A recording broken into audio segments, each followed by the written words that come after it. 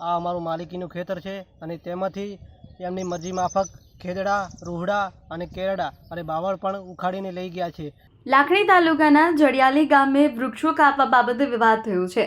અજાણ્યા ઈસમો દ્વારા રાત્રે ખેતરમાં વૃક્ષો કાપી ચોરી કરતા ગામમાં દોડધામનો માહોલ સર્જાયો છે। માજી સરપંચના ખેતરમાં રાત્રે વૃક્ષો કાપી જનાર રાત્રિ ચોરના પગ કેટલા। જડિયાલી ગામના માજી સરપંચ ભાઈચંદજી જલાજી ના ખેતરમાં લીલા વૃક્ષો અજાણ્યા ઈસમો દ્વારા નિકંદન કરી બારોબાર વેચી દીધા હોય તેવું જાણવા મળ્યું છે। ખેડૂત માલિક ભાઈચંદજી જલાજી દ્વારા 4 દિવસ અગાઉ તંત્રને જાણ કરવા છતાં કોઈ તંત્ર સ્થળ પર આવ્યું નથી। પોલીસને જાણ કરવામાં આવી ત્યારે પોલીસે જણાવ્યું કે આ વૃક્ષો નિકંદન કર્યું એ અમારી તપાસમાં આવતું નથી। ઝઘડો થાય તો અમે આવીશું તો શું, પોલીસને પણ ઝઘડો કરાવવામાં રસ હોય તેવું જાણવા મળી રહ્યું છે।